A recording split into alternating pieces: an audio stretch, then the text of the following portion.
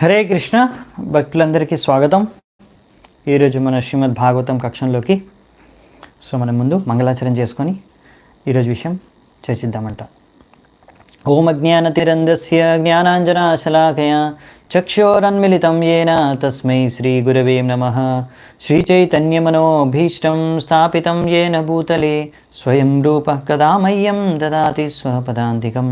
వందేహం శ్రీగురూన్ శ్రీయుతాపదకమలం శ్రీగురూన్ వైష్ణవాంశ శ్రీరూపం సాగ్రజాతం సహగణ రఘునాథాన్వితాం తం సజీవం సాద్వైతం సావధూతం పరిజనసహితం కృష్ణచైతన్యదేవం శ్రీరాధాకృష్ణపాదాన్ సహగణ లలితా శ్రీవిశాఖాన్వితాంశ.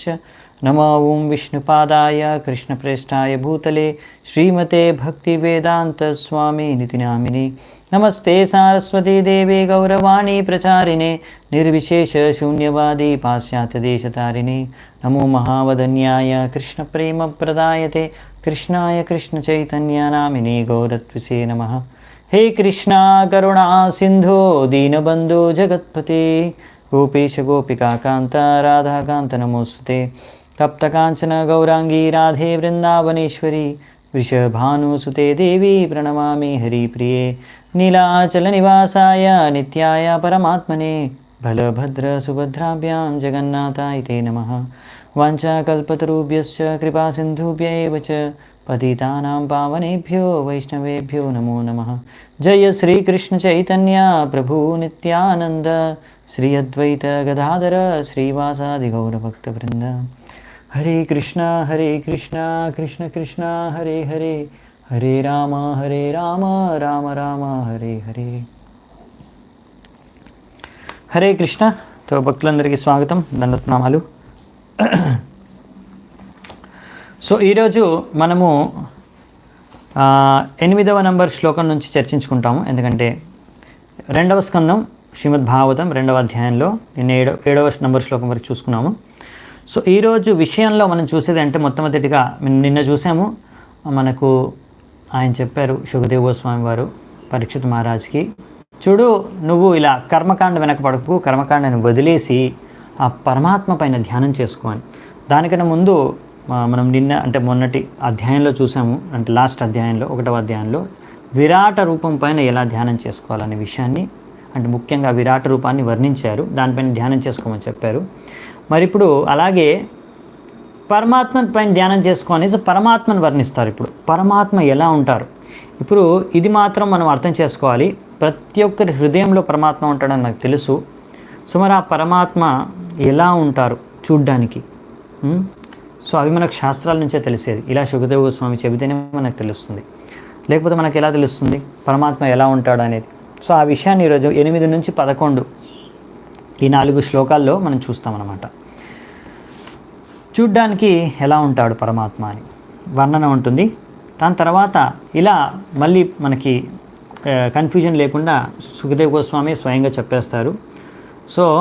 ముందు నేను నీకు విరాట్ రూపం గురించి చెప్పాను, ఇప్పుడు పరమాత్మ గురించి చెప్తాను. ఎవరైతే ఈ పరమాత్మ పైన ధ్యానం చేసుకోలేరో, ఆ స్థాయికి కూడా చేరుకోలేకపోయారు ఇంకా, అలాంటి వారు, ఇంకా భగవంతుడికి రూపముందని కూడా నమ్మని వారు, అలాంటి వాళ్ళందరికీ ఇంకా ఆ విరాట్ రూపం పైన ధ్యానం చేసుకోవడమే వాళ్ళకి బెటర్ అనేసి సలహా ఇస్తారన్నమాట. అంటే కొంచెం ఈ యొక్క ఆధ్యాత్మిక పదంలో, యోగ పద్ధతిలో కొంచెం ఉన్నతి చెందిన వారికి ఈ యొక్క పరమాత్మ పైన ధ్యానం చేసుకోమని చెప్తారు.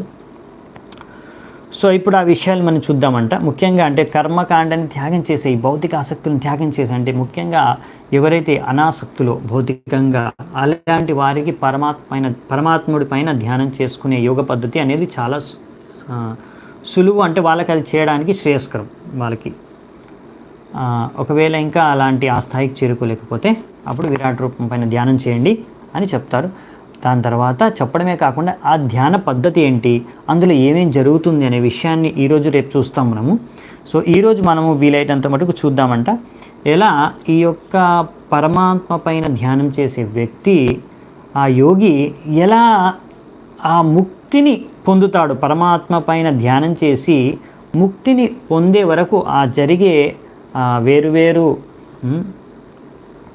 సందర్భాలు అంటే స్టేజెస్ అవన్నీ కూడా మనము చూస్తామన్నమాట ఈరోజు. ఓకేనా? దాని తర్వాత రేపు చూస్తాం మోస్ట్లీ. మరి విరాట రూపం పైన ధ్యానం చేసే వారికి ఎలా ముక్తి లభిస్తుంది, వారికి లభించే ముక్తి మరియు ఈ పరమాత్మ పైన ధ్యానం చేసే వారికి లభించే ముక్తికి తేడా ఏమిటి పద్ధతిలో, మరి ఆ విషయాలన్నీ కూడా మళ్ళీ రేపు చూసుకొని మనము రెండింటిని మీకు ఒకసారిగా చెప్పడానికి ప్రయత్నిస్తాను రేపు. సో ఈరోజు రేపు ముఖ్యంగా ఈ విషయాలు ఉంటాయి, 2 రకాల యోగులు పద్ధతుల గురించి. సో మనం ఈరోజు మొదలు పెడదామంట 8వ శ్లోకం నుంచి. కేచిత్ స్వదేహాంతర్ హృదయావకాశే ప్రాదేశమాత్రం పురుషం వసంతం చతుర్భుజం కంజరతాంగ శంఖ గదాధరం ధారణయా స్మరంతి. సో ఇక్కడ ఏం చెప్తున్నారంటే, మనము ఎవరిపైన స్మరించాలి అంటే ఇక్కడ చెప్తున్నారు ఆ పరమాత్మ పైన ఎవరైతే హృదయంలో ఉన్నారో. పరమాత్మ హృదయంలో ఉంటాడు. ఆయన యొక్క మరి హృదయంలో ఉన్నప్పుడు మనం అనుకున్నాం కదా, మన ఆత్మ యొక్క సైజు ఎంత అంటే 110,000 టిప్ ఆఫ్ ద హెయిర్ అని. అంటే ఒక కేశం యొక్క అగ్రభాగంని 10,000 సార్లు మీరు దాన్ని డివైడ్ చేస్తే, అందులో ఒక భాగం భాగిస్తే అందులో ఒక భాగం. అలాగే ఇక్కడ పరమాత్మ కూడా ఎంత పెద్దగా ఉంటారో సైజ్ ఇచ్చారు. ఇక్కడ మొత్తం 8 అంగుళాలు అంటే 8 ఇంచెస్ అని చెప్పారు. ప్రభుపాద వారు మనకు అర్థం చేయడానికి సులువుగా మన రింగ్ ఫింగర్ అంటే మనం ఉంగరం పెట్టుకుంటాం కదా, ఉంగరం వేసుకునే ఫింగర్ నుంచి మన యొక్క బొటని వేలి యొక్క కిందటి వరకు అని చెప్పారంటే ఇక్కడ నుంచి ఇక్కడ వరకు అన్నమాట. లేకపోతే మనం ఇలా ఇంత హైట్ ఉంటుందన్నమాట. ఇది పరమాత్మ యొక్క హైట్ అని చెప్పారు. ఇక్కడ 8 ఇంచెస్ మోర్ ఆర్ లెస్ అంటే అప్రాక్సిమేట్గా అంటే సుమారుగా 8 అంగుళాలు ఉంటుందని. సో అయినా మనం చూడలేము అంత పెద్దగా ఉన్నా కానీ, ఎందుకంటే పరమాత్మ వచ్చేసి ఆధ్యాత్మిక స్వరూపం భగవంతుడిది. సో ఆధ్యాత్మిక రూపాన్ని మనము భౌతిక దృష్టితోని చూడలేము, మరియు ఏ రకమైన ఇన్స్ట్రుమెంట్స్తోని కానీ మనం కొలవలేము, చూడలేము. సో మరి పరమాత్మ ఉంటారు కరెక్టే, మరి ఆయనకు 4 చేతులు ఉంటాయి, చతుర్భుజం. అవునా? చతుర్భుజం కంజ రథాంగ శంఖే. రథాంగ అంటే చక్రం, రథం యొక్క అంగం చక్రం. శంఖ చక్ర గదా పద్మ చెప్పాలంటే ఈ 4టిని రథాంగ శంఖ గదాధరం కంజ అంటే మన పంకజ, అదే మన లోటస్. సో కంజ రథాంగ శంఖ గదధరం. సో ఆయన ధరించి ఉంటాడు ఈ 4 శంఖ చక్ర గద పద్మాలని ధరించి ఆయన మన హృదయంలో నివసిస్తాడు. అతని పైన మనం ధ్యానించాలి అని చెప్తున్నారు. సో ఇలా శంఖ చక్ర గద పద్మాలు ఏ చేతిలో ఏ యొక్క శంఖ ఉంది అంటే, ఇప్పుడు ఎడమ చేతిలో కుడి చేతిలో అంటే 4 చేతులు ఉన్నాయి కదా, 4 చేతుల్లో ఏ చేతిలో శంఖం ఉంది, ఏ చేతిలో గద ఉంది, ఏ చేతిలో భగవంతుడు అంటే పరమాత్ముడి చేతిలో, భగవంతుడి చేతిలో అంటే విష్ణువు చేతిలో కూడా శంఖ చక్ర గదా పద్మ ఏ చేతిలో ఏది ఉంది దాన్ని బట్టి మొత్తం 24 అవతారాలు కానీ పేర్లు కానీ ఉన్నాయన్నమాట విష్ణువుకి మొత్తం. సో అవి పేర్లు కూడా మనకి ఇక్కడ ప్రభుపాదులు వారు ఇచ్చారు. పురుషోత్తమ అచ్యుత నరసింహ త్రివిక్రమ హృషికేశ కేశవ మాధవ అనిరుద్ధ ప్రద్యుమ్న సంకర్షణ శ్రీధర వాసుదేవ దామోదర జనార్దన నారాయణ హరి పద్మనాభ వామన మధుసూదన గోవింద కృష్ణ విష్ణుమూర్తి అదోక్షజ ఉపేంద్ర. ఇవి 24 విష్ణుమూర్తి అవతారాలు. ఈ శంఖచక్ర గదా పద్మ ఏ చేతిలో ఏది పట్టుకున్నారని దాన్ని బట్టి. సో ఇలా ఎన్నో అవతారాలు ఉంటాయి భగవంతుడికి. అన్ని అవతారాలకి చిన్న చిన్న భేదాలు ఉంటాయి, ఇలాంటివి మీరు చూడొచ్చు. సో మనం 9వ శ్లోకం చూద్దామంట. ప్రసన్న వక్త్రం నలినాయ తీక్షణం కదంబ కింజల్ కపిశాంగవాసనం లసన్ మహారత్న హిరణ్మయాంగదం స్ఫురన్ మహారత్న కిరీట కుండలం. సో ఇక్కడ ప్రసన్న వక్త్రం అంటే ఆయన యొక్క ముఖం ఎంతో ప్రసన్నమయంగా ఉంటుంది, ఆనందకరంగా ఉంటుందన్నమాట. ఆనందాన్ని వ్యక్తం చేస్తున్నట్టుగా ఉంటుందంట ఆయన భగవంతుడి యొక్క ముఖం. నలినాయ తీక్షణం. మరియు ఆయన నలినాయత అంటే ఈ యొక్క పద్మపు పువ్వు యొక్క పెటల్స్, అలా ఆయన యొక్క కళ్ళు. ఎప్పుడైనా భగవంతుడు కళ్ళు పాదాలు పద్మపు పువ్వుతో మనం పోల్చి చెప్తాము, అలాగే ఇక్కడ కూడా చెప్పారు. మరియు ఇంకేముందంట, కదంబ కింజల్ కపిషంగ వాససం. కదంబ పువ్వు ఉంటుంది కదా, చూసారా మీరు చాలాసార్లు. మా దగ్గర ఇక్కడ మందిరంలో ఉన్నాయి కదంబ చెట్లు ఉన్నాయి. సో ఇప్పుడు కూడా మీరు చూడొచ్చు బయట. కదంబ పువ్వు ఎప్పుడైతే అది పువ్వు ఉంటుందో మీరు చూస్తే అదొక రకమైన పిషంగ, అంటే అదొక కలర్ ఉంటుందండి. సాఫ్రాన్, ఎల్లోయిష్ సాఫ్రాన్ లాగా కలర్ ఒకటి ఉంటుంది. పసుపు కొంచెం మన సాఫ్రాన్ పువ్వు అంటాం కదా, కుసుమ పువ్వు. సో అలా ఎల్లోయిష్ కొంచెం ఆరెంజ్ టింట్ అలా ఉంటుందన్నమాట. సో ఆ యొక్క రంగు వస్త్రాన్ని ధరించారు ఆయన. ఎవరు? మన పరమాత్మ స్వరూపంలో ఉన్న భగవంతుడు హృదయంలో. అంతేకాకుండా లసన్ మహారత్న హిరణ్మయాంగదం. ఇంకా అతను ఎన్నో ఆభరణాలు ధరించాడు. ఇవన్నీ రత్నాలు మరియు బంగారంతో తయారైన ఆభరణాలే ధరించాడు.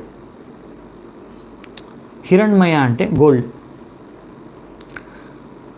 స్ఫురన్ మహారత్న కిరీట కుండలం. అలాగే ఇంకా ఎన్నో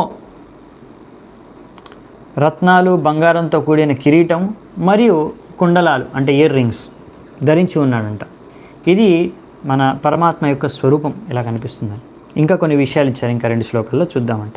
ఉన్నిద్రహృత్ పంకజ కర్ణికాలయే యోగేశ్వరాస్థాపిత పాద పల్లవం శ్రీలక్షణం కౌస్తుభరత్న కందరం అమ్లాన లక్ష్మ్యా వనమాలయాచితం.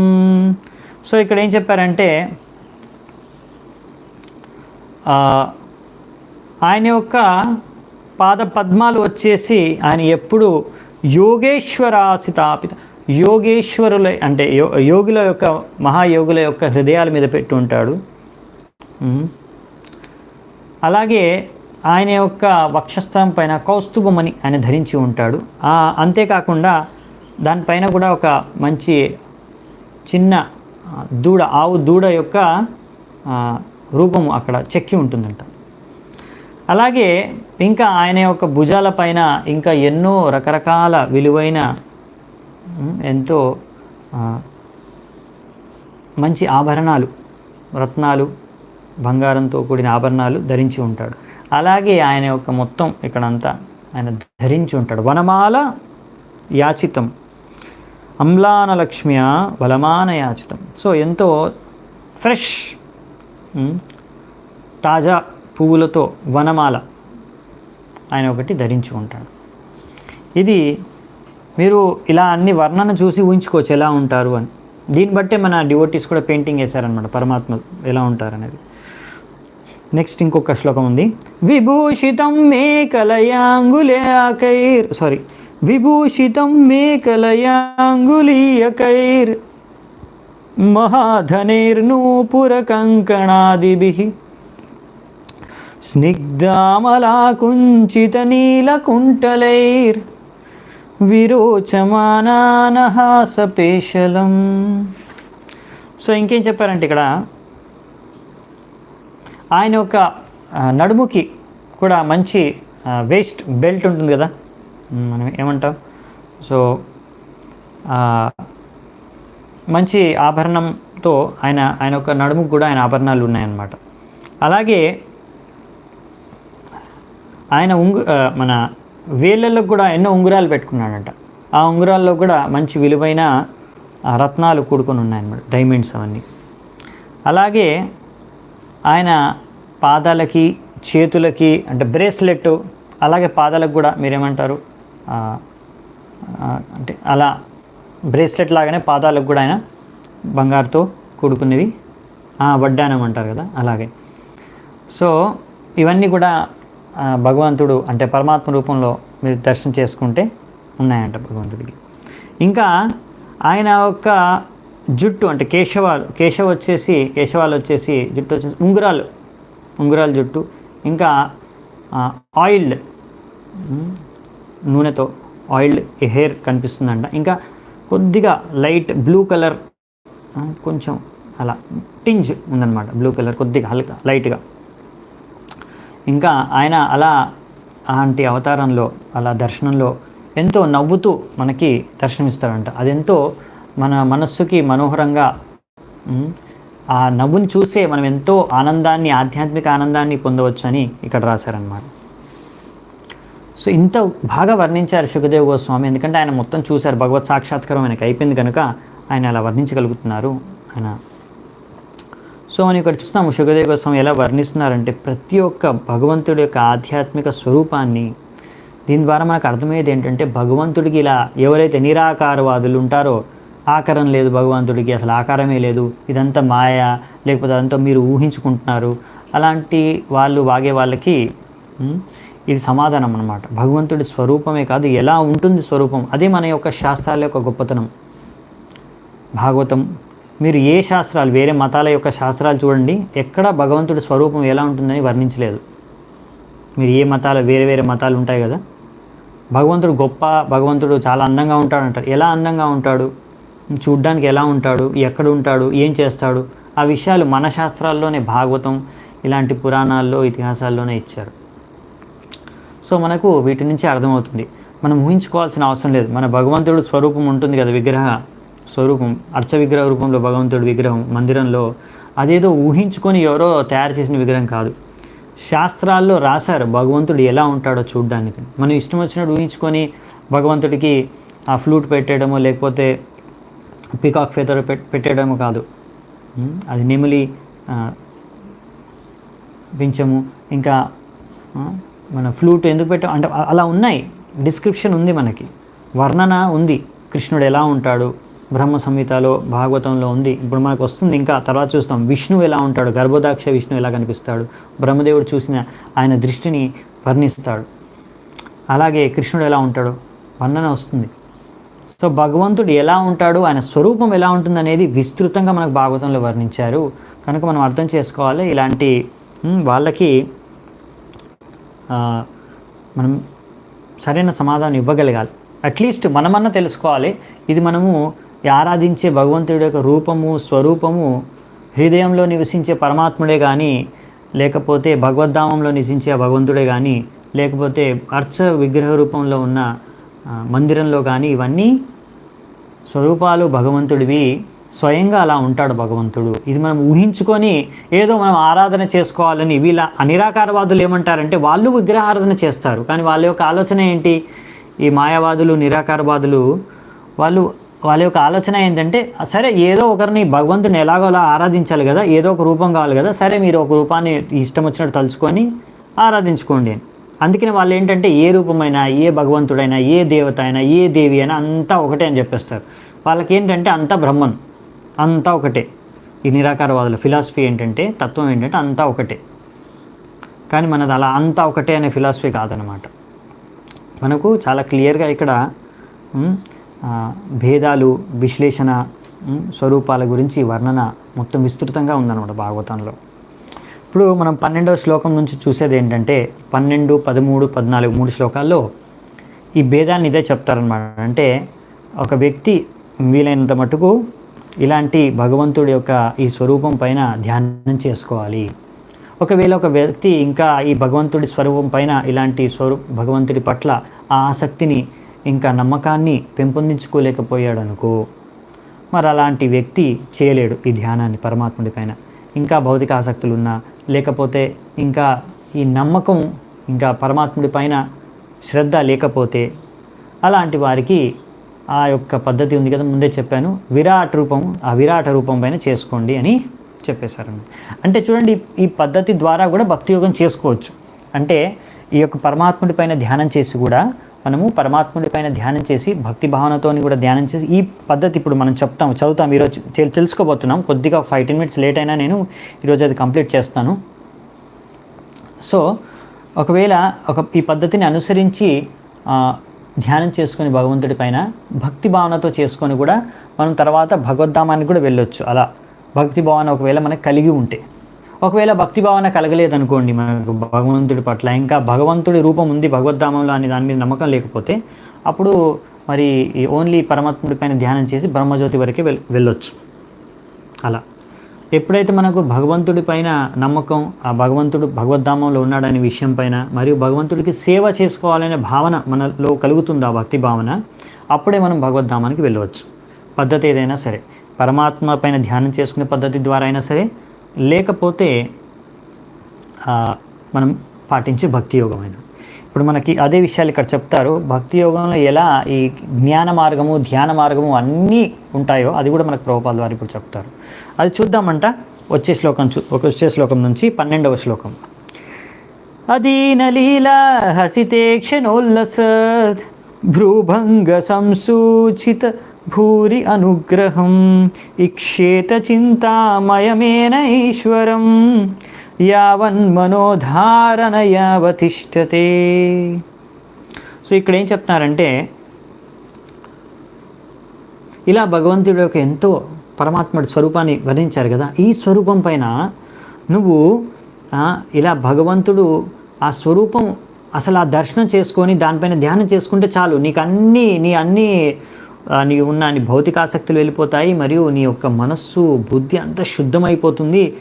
ఇంకా ఎంత వీలైతే అంత ఈ ఆధ్యాత్మిక స్వరూపం పైన నీ మనస్సుని కేంద్రీకరించు. ఇదే ముఖ్యమైన విషయం ఈ ధ్యాన పద్ధతిలో. ధారణాయావస్థితే, నువ్వు ధారణ చెయ్యి, నీ యొక్క మనస్సుని ఈ యొక్క రూపం పైన ధరించు, అంటే ధారణ చెయ్యి అని చెప్తున్నారనమాట సుఖదేవ్ గోస్వామి. సో ఇక్కడ భక్తి యోగం భక్తితో చేసుకోమని చెప్తున్నారు. సో ప్రభుపాదుల వారు రాస్తున్నారనమాట. అదే మేము చెప్పుకున్నాం కదా ముందుకు వచ్చి కొద్దిగా. నేను కొన్ని విషయాలు ముందు కూడా చెప్తాను, సరిగ్గా మనకు ఒక ఫ్లో అర్థం అవడానికి. అంతే, పాయింట్స్ అన్నీ ప్రభుపాద పరంలో ఒకటే వెనక ముందు ఉంటాయి. సో ఇక్కడ ప్రభుపాదుల వారు అదే రాశారనమాట. ఒకవేళ మీరు భక్తి యోగ చేసుకున్నారనుకో, మీరు మన లక్ష్యం ఏంటంటే భగవద్ధామానికి వెళ్ళి భగవంతుడికి సేవ చేసుకోవడం. ఇంకా ఉన్నతమైన లక్ష్యం ఏంటంటే భగవద్ధామం కాదు, ఎక్కడున్నా సరే భగవంతుడికి సేవ చేసుకోవడమే. సో మనకున్న మెయిన్ లక్ష్యం ఏంటంటే భగవంతుడికి సేవ చేసుకోవడం. భగవంతుడికి సేవ చేసుకోవడం అంటే ముక్తి ఆల్రెడీ అయిపోయింది. ముక్తి లభించిన తర్వాతే భగవంతుడికి స్వయంగా వెళ్ళి సేవ చేసుకోగలము. సో ఆ విషయాన్ని మనం అర్థం చేసుకోవాలి. ఈ జ్ఞాన ధ్యాన మార్గాలలో ఇంకా మిగతా యోగ పద్ధతిలో వాళ్ళ యొక్క అంతిమ లక్ష్యం ముక్తి. కానీ మన యొక్క అంతిమ లక్ష్యం వచ్చేసి ముక్తి కన్నా ఒక స్టెప్ ఎక్కువ, అంటే ముక్తి పైన ఇంకో స్టెప్ ఉంది మనకి. ఇది పంచమ పురుషార్థం. మన ఆచార్యులు చైతన్య మహాప్రభు మనకు నేర్పించింది ఈ శాస్త్రాల నుంచి, భాగవతం నుంచి. ఈ భాగవతం మనకు నేర్పించేది పంచమ పురుషార్థం. మీకు పురుషార్థాలు తెలుసు కదా, ధర్మ అర్థ కామ మోక్ష. సో మోక్షం వరకే చాలామంది పాటిస్తారు, అదే లక్ష్యంగా పెట్టుకుంటారు. కానీ మనం ఏంటంటే ఆ మోక్షం పైన భగవంతుడి సేవ, భగవంతుడి ప్రేమ, అది పంచమ పురుషార్థం. అది మన లక్ష్యం. ఇది భాగవతం యొక్క లక్ష్యం. ఇదే పరోధర్మం. సో దీని గురించి చర్చ జరుగుతుంది కనుక మనము ఈ ఒకవేళ భక్తి యోగం ద్వారా మీరు ఆ యొక్క స్థాయికి చేరుకుంటే అది ముక్తి తర్వాత స్టేజ్. కాబట్టి మీకు ఆటోమేటిక్గా ముక్తి మీకు లభించినట్టే, అయిపోయినట్టే. దాని గురించి సపరేట్గా ప్రత్యేకంగా మీరు శ్రమించవలసిన అవసరం లేదు, చింతించవలసిన అవసరం లేదు. భక్తి మార్గంలో ముక్తి అనేది ఒక బై ప్రోడక్ట్ అదనమాట. ఈ విషయాన్ని మనం అర్థం చేసుకోవాలి. సో అందుకనే మన భక్తి మార్గంలో మనం ఏం చేస్తాము, నామ రూప గుణ లీల మహిమ భగవంతుడి పైన వీటిపైనే ధ్యానించుకుంటాం. ఇప్పుడు మనం కూడా భగవంతుడిని స్మరిస్తున్నాం. ఎలా స్మరిస్తున్నాము? భాగవతాన్ని చదువుకుంటూ, వింటూ, శ్రవణం చేస్తూ, కీర్తనం చేస్తూ భాగవతం ద్వారా మనం భగవంతుడి పైన ధ్యానం చేసుకుంటాం. లేకపోతే మందిరంలో దర్శనం చేసుకుంటూ, మందిర విగ్రహారాధన చేస్తూ, అర్చన చేస్తూ, లేకపోతే భగవంతుడి నామాన్ని జపిస్తూ, నామాన్ని వింటూ, నామం పైన ధ్యానించడం. సో మనం చేసే పని భక్తిలో ఎన్నో నవవిధ రకాల భక్తి మార్గాలు ఉన్న, నవవిధాలుగా భక్తి చేసుకున్న ప్రతి మార్గంలో మనం చేసే ధ్యానంగా మనము మొత్తం మనస్సుని ధ్యానించి చేయాలి భక్తి కార్యం. సో అది ధ్యానయోగనే. సో భక్తి యోగలో మీకు ధ్యానయోగ, జ్ఞానయోగ. ఇప్పుడు మనం జ్ఞానం నేర్చుకుంటాం కదా, పరమాత్ముడి గురించి ఈరోజు జ్ఞానం నేర్చుకుంటాం. విరాట్ రూపం గురించి మనం తెలుసుకున్నాం. ఈ జ్ఞానం, ఇది జ్ఞానం. సో మనము ఇది జ్ఞానయోగ అంటే మనము ఈ యొక్క భక్తి యోగంలో ధ్యాన యోగము, జ్ఞాన యోగము, కర్మ కూడా జరుగుతుంది. ఎందుకంటే మనం ఎన్నో కార్యాలు చేస్తాం కదా, ఊరికే కూర్చొని ఉన్నాం కదా, అవునా. మనము భగవంతుడు భక్తి చేసుకునేటప్పుడు ఇప్పుడు మనం యాక్టివ్, మనది ప్యాసివ్ కాదు, యాక్టివ్ కనుక మనం రకరకాల కర్మలు చేస్తాం, కానీ అవన్నీ భగవంతుడి కోసం చేస్తాం కాబట్టి దీన్ని అకర్మ అంటారు. మనం భగవద్గీతలో చదువుకున్నాం వీటి గురించి. సో అందుకని భక్తి యోగంలో అన్నీ ఉన్నాయి కనుక మనం ఈ విషయాన్ని అర్థం చేసుకోవాలని ఇక్కడ ప్రభుపాద ద్వారా రాశారు. ముఖ్యమైన విషయం ఏంటంటే ఈ ధ్యాన యోగంలో కూడా మనకి ఇప్పుడు రాస్తారు, నెక్స్ట్ అదే శ్లోకంలో రాబోతుంది. ఇక్కడ ప్రభుపాద పాయింట్ ముందే రాసిస్తారు. దీన్ని ఏంటంటే భక్తి యోగం అయినా సరే వేరే ధ్యాన యోగ మార్గంలో ఒక ముఖ్యమైన ఉద్దేశం ఏంటంటే ఈ యొక్క అంతిమ ఉన్నత స్థాయికి చేరుకునే దానికన్నా ముందు జరగవలసిన కార్యం ఏంటంటే మన మనస్సు, బుద్ధి, దేహము శుద్ధీకరణ. అంటే మనలో ఉన్న అనర్థాలు సంపూర్ణంగా సమూలంగా నాశనం అవ్వడం. ఇంకొకటి వచ్చేసి ముఖ్యంగా కామవాసన సంపూర్ణంగా తొలగిపోవడం. ఇది కామవాసన అనేది కూడా 2 స్తరాల్లో ఉంటుంది. ఒకటి మన శారీరక స్తరంలో, ఇంకొకటి మానసిక స్తరంలో, లేకపోతే మనం గ్రాస్ సటిల్ అనుకోవచ్చు. సో శారీరక స్తరంలో ఉండే కామవాసన మీకు అర్థమైంది. అలాగే మానసిక స్తరంలో ఉండే కామవాసన అంటే పూజా లాభ ప్రతిష్ట గురించి. నాకు దీని ద్వారా ఎంత లాభం జరుగుతుంది, ప్రతిదానికి లాభం, పూజ, లాభం మరియు ప్రతిష్టను ఆశించి కార్యం చేయడం భక్తిలో కూడా అది శుద్ధ భక్తి కాదనమాట. అది కామపూరితమైన భక్తి. అంటే మనం ఏ కార్యం చేసిన భక్తిలో ఎంతమంది నన్ను పొగుడతారు, ఎంతమంది నాకు జై జై చెప్తారు, లేకపోతే దీనివల్ల నాకు ఎంత పవరు, ఎంత ఇన్ఫ్లుయెన్స్ పెరుగుతుంది, నాకు ఎంతమంది ఫ్యాన్స్ అవుతారు, నాకు ఎంతమంది ఫాలోవర్స్ తయారవుతారు, లేకపోతే ఎంత లాభం నాకు వస్తుంది, ఎంత డబ్బులు నేను సంపాదించగలను ఈ యొక్క భక్తి కార్యం చేసి, ఇలా నా యొక్క పేరు ప్రతిష్టలు ఎలా పెరిగిపోతాయి ఈ కార్యం ద్వారా, ఇలా ఆలోచించుకొని భక్తి చేస్తే అది సరైన భక్తి కాదనమాట. మరి అది కలుషితమైన భక్తి. సో ఇది కూడా కామవాసనే, పూజా లాభ ప్రతిష్ట. ఇది ఇంకా చాలా కష్టం. శారీరక స్థలంలో కామవాసన కంట్రోల్ చేసుకోవడం కన్నా ఈ మానసిక స్థలంలో ఈ కామవాసనని తొలగించుకోవడం అనేది ఇంకా చాలా కష్టం అంట. సో ఈ విషయాన్ని మనం అర్థం చేసుకోవాలి. ఒక్కొక్కసారి చాలామంది భక్తులు మనం చూస్తుంటాము, ఒకసారి కొన్నిసార్లు కొంతమందిని మనం అపరాధాలు చేయకూడదు ఎవరి పట్ల, కానీ మనం గమనించి మనం జాగ్రత్త పడాలి. మనలో మనం ముందు గమనించుకొని మనమే జాగ్రత్తగా ఉంటే సరిపోతుంది. ఏంటంటే మనం ఒక్కొక్కసారి చూస్తాం, ఎవరన్నా మనను సరిగ్గా సన్మానించకపోవచ్చు, ఎవరైనా మనతో సరిగ్గా ఎంతో ఆదరపూర్వకంగా వ్యవహరించకపోవచ్చు. భక్తుల మధ్య కావచ్చు, బయట వారు కావచ్చు, ఎవరైనా కావచ్చు.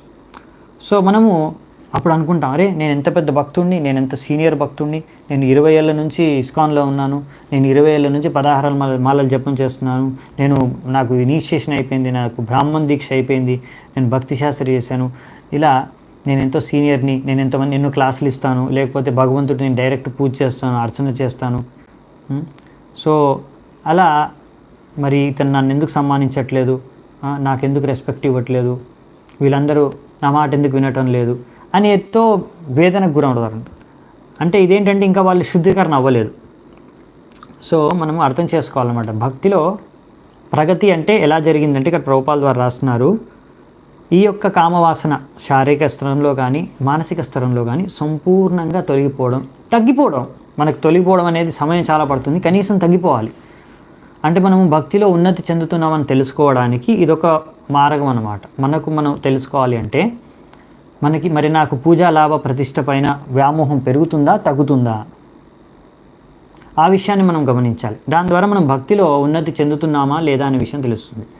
ఏదో నాకు ఇన్నేళ్ళు గడిచాయి, నేను 20 ఏళ్ళ నుంచి భక్తిలో ఉన్నాను, లేకపోతే నాకు పెద్ద పదవి ఉంది, నేను ప్రెసిడెంట్ని, నేను ప్రైమ్ మినిస్టర్ని, లేకపోతే మందిరంలో కానీ నాకు పొజిషన్ ఉంది ఇస్కాన్లో కానీ, నేను పెద్ద కౌన్సిలర్ని, నాకు 10 మంది క్లాసులు వింటారు, నా 100 మంది నా క్లాస్ వింటారు, ఇలా మనం ఊహించుకొని నేను పెద్ద సీనియర్ని, నేను భక్తిలో చాలా ప్రగతి చేస్తాను అనుకుంటే మాత్రం అది మూర్ఖత్వం. మనలో మనం చూసుకోవాలి, నాలో ఉన్న అనర్థాలు ఇంకా ఉన్నాయా, తగ్గాయా, ఇంకా కామవాసన ఉందా, తగ్గిందా? దీని ద్వారా మనకు తెలుస్తుంది మనం ఎంత భక్తిలో ఉన్నతి చెందామనేసి. ఎన్ని శ్లోకాలు నేర్చుకున్నాము, ఎన్ని పుస్తకాలు చదివాము, ఎంతమందికి మనం ఎన్ని క్లాసులు ఇచ్చామనేది కాదు, ఎంత విన్నామనేది కాదు, మనలో ఎంత మార్పు వచ్చింది అనేది మన లోపల మనం గమనించుకుంటే మనకు అర్థమవుతుంది. సో ఈ విషయాలు ఇక్కడ రాశారనమాట. 13వ శ్లోకం చూద్దామంటే ఇప్పుడు ఏకైకశోంగాని ధియానుభావయేత్ పాదాదియావద్దశితాం గదావ్రత జితం స్థానమపోహ్యధారయేత్ పరం శుద్ధ్యతి ధీర్యతాయత. శుద్ధ్యతి ధీర్, ఇదన్నమాట ముఖ్యమైన లక్ష్యం. ఏంటి యోగంలో అంటే, ఏ యోగ పద్ధతిలో అంటే కామన్ కొన్ని విషయాలు కామన్ ఉంటాయి అన్ని యోగ పద్ధతుల్లో. మీరు ఆత్మ అని అర్థం చేసుకోవడం, ఇంకొకటి శుద్ధీకరణ, మనస్సు దేహము బుద్ధి శుద్ధీకరణ. శుద్ధ్యతి ధీర్యతాయత. ఇలా భగవంతుడి పైన ధ్యానం చేసుకుంటే, ఇక్కడ మనకు పరమాత్మ పైన చెప్తున్నారు కాబట్టి ఇలా పరమాత్మ పైన ధ్యానం చేసుకుంటే మన మనస్సు బుద్ధి శుద్ధీకరణ అవుతుంది అని చెప్పారు, శుద్ధం అవుతుంది.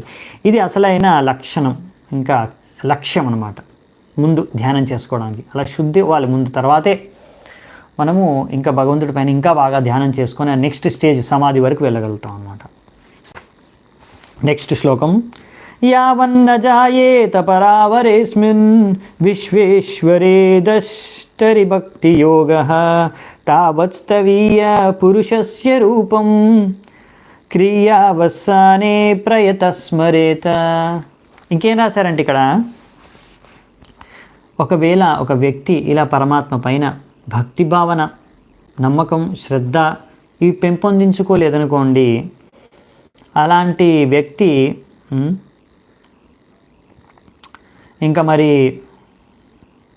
భగవంతుడి యొక్క విరాట్ రూపం పైనే ధ్యానించుకోవడం ఆయనకు మంచిది, మేలు అని ఇక్కడ చెప్పేస్తున్నాడు సుఖదేవ గోస్వామి. సో అందుకనే ఈ విషయాన్ని ఇక్కడ 2 రకాల యోగ మార్గాలు ఉన్నాయి. అంటే ధ్యాన పద్ధతిలోనే, ధ్యాన యోగంలోనే, అష్టాంగ యోగంలోనే 2 రకాలు. ఒకటి పరమాత్మ పైన ధ్యానం చేసుకోవడం, ఇంకోటి విరాట్ రూపం పైన ధ్యానం చేసుకోవడం. మరి ఈరోజు మనం ఒక 5 నిమిషాల్లో, ఎక్కువగా ఏం లేదు, సింపుల్గా ఉంటుంది, ఫాస్ట్గా చెప్పేస్తుంది, ఇంట్లో తాత్పర్యాలు ఏం లేవు. నెక్స్ట్ ఒక 15 నుంచి 21 శ్లోకాలు మనం ఫాస్ట్గా వెళ్ళిపోతాము. ఇందులో ఏంటంటే మనం ఓన్లీ శ్లోకం చదువుకొని వెంటనే ట్రాన్స్లేషన్ చూసుకుందామంట. నేను మీకు సంక్షిప్తంగా చెప్పేస్తాను. ఈ యొక్క పరమాత్మ పైన ధ్యానం చేసుకునేటప్పుడు ఎలా స్థాయిలో ఆ మోక్షం ప్రాప్తించే వరకు ఎలా జరుగుతుంది అనే విషయాన్ని చెప్తారు. ఇక్కడ రకరకాల స్థాయిల గురించి చెప్తారు. 16వ శ్లోకం మనస్వబుద్ధ్యా మలయా నియమ్య క్షేత్రజ్ఞయేతాం నినయేత్తమాత్మని ఆత్మానమాత్మన్యవరుధ్య ధీరో లబ్ధోపశాంతిర్విరమేత కృత్యాత్. ఇక్కడ ఏం చెప్పారంటే, దీని తర్వాత ఇంకా చెప్పాం కదా, ఇప్పుడు ఈ 2 యోగ పద్ధతిలో అండి కొన్ని స్టెప్స్ కామన్. అంటే స్టార్టింగ్ ప్రాసెస్ ఏముంటుంది అంటే, ముందు మనం అన్నీ వదులుకొని ఈ యోగ పద్ధతిలో అన్నీ త్యాగం చేసుకొని, ఇల్లు సంసారం అన్నీ వదిలేసుకొని నిర్మానుష్యమైన ప్రదేశానికి, తీర్థస్థలానికో, ఒక కొండల్లోకో కోనల్లోకో, హరిద్వార్, వృందావన్, మాయాపూర్ అలా ఎక్కడో స్థలానికి వెళ్ళి అక్కడ ఆసన వేసుకొని ఎన్నో యమ నియమ ఆసన ప్రాణాయామ ప్రత్యాహార, ఈ మొదటి 5 స్టేజీలు అయితే కామన్ అనమాట. మీరు ఆ విరాట్ రూపం పైన ధ్యానం చేసుకున్నా, లేకపోతే పరమాత్మ పైన ధ్యానం చేసుకున్నా, రెండిట్లో మనకి ఈ 5 స్టేజీలు కామన్. దీని తర్వాత కొద్దిగా చేంజెస్ వస్తాయి.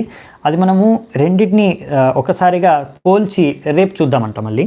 అప్పుడు రేపు ఇంకా బాగా అర్థమవుతుంది. అందుకే ఈరోజు నేను ఫాస్ట్గా వెళ్తాను, ఎందుకంటే మళ్ళీ దీన్ని కొంచెం క్లియర్గా మీకు నేను ట్రై చేస్తాను. మొన్న విరాట్ రూపంకి ఒకటి మన పవర్ పాయింట్ ప్రజెంటేషన్ లాగా చేయడానికి ట్రై చేస్తాను. ఇది నేను చేయాలి, ఇంక ఈరోజు ట్రై చేస్తే రేపు మీకు అది ప్రజెంట్ చేయగలుగుతాను. రేపు పొద్దున అందులో మనకు ఇంకా క్లారిటీ వస్తుంది మనకి. సో ఈ విధంగా చెప్పేది ఏంటంటే, ఈ ఫస్ట్ స్టేజ్ దీని గురించి ఇక్కడ రాశారనమాట. దాని తర్వాత మనము ప్రత్యాహార ద్వారా భౌతిక విషయ వస్తువులపై నుంచి ఆ మనస్సుని భగవంతుడి యొక్క పరమాత్మ రూపం పైన కేంద్రీకరించడానికి ప్రయత్నించాలి. ఈ స్టేజ్ తర్వాత ఏం జరుగుతుందంటే, 17వ శ్లోకం 16 మనం చూసింది, 15 చూసేసాము. యా ఓకే, 16లో ఈ విషయాలు చెప్పారు. దీని తర్వాత భగవంతుడి పైన ధ్యానం చేసుకుంటూ 16 శ్లోకంలో చెప్పారు. ఏం చెప్పారంటే భగవంతుడి పైన ధ్యానం చేసుకుంటూ, ఎలా ధ్యానం అంటే మనస్సుని కేంద్రీకరించి బుద్ధి పైన కేంద్రీకరించండి. మనస్సు బుద్ధి ఒకటైపోయింది, ఇప్పుడు ఒకటే విధంగా ఆలోచిస్తున్నాయి, అంటే కేంద్రీకరించున్నాయి పరమాత్మ పైన. ఇప్పుడు మనస్సు బుద్ధి, దాని తర్వాత మనస్సు బుద్ధి ఆత్మ అన్నీ ఒకే లైన్లో ఉండి ఆ పరమాత్మ పైనే కేంద్రీకరించి ధ్యానం చేసుకోవడం, ఇదన్నమాట. దాని తర్వాత ఇలా చేస్తూ కంటిన్యూ చేస్తూ ఉంటే అప్పుడు వచ్చే స్టేజ్ని లబ్ధోపశాంతి అంటారు. ఆ లబ్ధోపశాంతి స్టేజ్ అంటే ఇంకా ఆ యొక్క అంటే ఇప్పుడు మనస్సు బుద్ధి ఆత్మ అంతా ఒకే రకంగా ఆ పరమాత్ముడి పైన ఎప్పుడైతే ఏకాగ్రతతో ధ్యానం చేసుకుంటూ ఉంటాయో అప్పుడు ఇక్కడ ఏం రాశారంటే నయత్ర కాలో నిమిషాంపర ప్రభు 17వ నంబర్ శ్లోకం. కుతోను భేవా జగతాం య ఈశ్వరే నయత్ర సత్వం నరజస్తమశ్చ న వై వికారో న మహాన్ ప్రధానం. సో న రజస్ న తమస్ న సత్వ న వై వికారో, ఏ రకమైన భౌతిక ప్రకృతి గుణాలు సమయము కాలము ప్రదేశము వస్తువులు విషయాలు ఏవి వాళ్ళని విచలితం చేయలేవు. అలాంటి స్థాయి అంటే ఇప్పుడు వాళ్ళు ఇంకా స్థిరంగా భగవంతుడి పైన ధ్యానం చేసుకోగలుగుతారు అన్నమాట, ఇదన్నమాట. దీని తర్వాతే వాళ్ళకి ఆ బ్రహ్మ సాక్షాత్కారం అనేది కలుగుతుంది. సో మనం చెప్పుకున్నాం కదా, ఒకవేళ వాళ్ళకి భక్తి భగవంతుడి పైన ప్రేమ అవన్నీ కలిగితే, భక్తి భావన సేవా భావన కలిగితే, భగవంతుడి పైన నమ్మకం భగవంతధామం పైన వెళ్ళే అభిరుచి అవన్నీ కలిగితే కనుక ఇప్పుడు వాళ్ళ భౌతిక ఆసక్తులతో ముక్తులైపోయారు. చెప్పాలంటే ఈ స్టేజ్లో భౌతిక బంధనాలు ఆసక్తులతో సంపూర్ణంగా ముక్తులైపోయారు. ఆధ్యాత్మిక స్థలంలో ఇప్పుడు ఉన్నారు చెప్పాలంటే. ఈ సమయంలోనే వాళ్ళకి సాక్షాత్కారం జరుగుతుంది, బ్రహ్మం సాక్షాత్కారం. ఇక ఆ బ్రహ్మజ్యోతికి వెళ్తారు వాళ్ళ యొక్క దీన్ని బట్టి, వాళ్ళ యొక్క నమ్మకం శ్రద్ధ బట్టి, లేకపోతే భగవద్ధామానికి కూడా వెళ్ళొచ్చు. సో అది విషయాన్ని ఇక్కడ చెప్పారనమాట. సో మరి ఇప్పుడు వెళ్ళేది ఎలా పద్ధతి అనేది మనకి ఇక్కడ మెల్లిగా 19, 20, 21 శ్లోకాల్లో చెప్తారు. ఏంటంటే ఇక్కడ నేను డైరెక్ట్ మీకు ట్రాన్స్లేషన్ చెప్పేస్తాను. ముఖ్యంగా ఏంటంటే ఇప్పుడు పాటించేది ఏంటంటే, ఇప్పుడు వాళ్ళు ఒక రకంగా చెప్పాలంటే సమాధి అనుకోండి, ఆ స్థాయికి చేరుకున్న తర్వాత మనకి మన ఏమంటాం సమాధి అంటే ఇప్పుడు వాళ్ళ ధారణ అయిపోయింది. సమాధి స్టేజ్కి వచ్చిన తర్వాత ఈ స్థలంలో ఇప్పుడు భగవద్ధామానికి కానీ లేకపోతే ఆ ముక్తి మార్గాన్ని, ముక్తి ఎలా పొందుతారు అనేది ముక్తి అనుకున్నారు. ఇప్పుడు ముక్తి ఎలా పొందుతారంటే షడ్ చక్ర యోగ చేస్తారు. షడ్ చక్రాలు అంటే 6 చక్రాలు ఉంటాయి. సో మన ప్రాణవాయువు వచ్చేసి ఇక్కడ షడ్ చక్ర యోగ ద్వారా వాళ్ళు ముందు అన్ని రంధ్రాలని, మనం ముక్కు చెవులు కళ్ళు ఇంకా అన్ని జ్ఞానేంద్రియాల్లో ఉన్న రంధ్రాలు, ఇంకా అలాగే కర్మేంద్రియాల్లో ఉన్న రంధ్రాలు, అన్ని రంధ్రాలని మూసేస్తారు.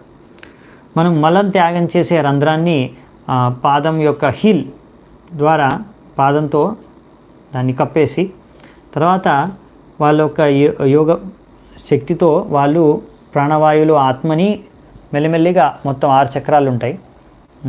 ఒకటి కింద నాభి దగ్గర, ఇంకొకటి హృదయం దగ్గర, వక్షస్థలం దగ్గర, అలా ఇంకా ఇక్కడ, ఇంకా తర్వాత లాస్ట్ పైన వచ్చేసి కొంతమందికి బాగా తెలుసు.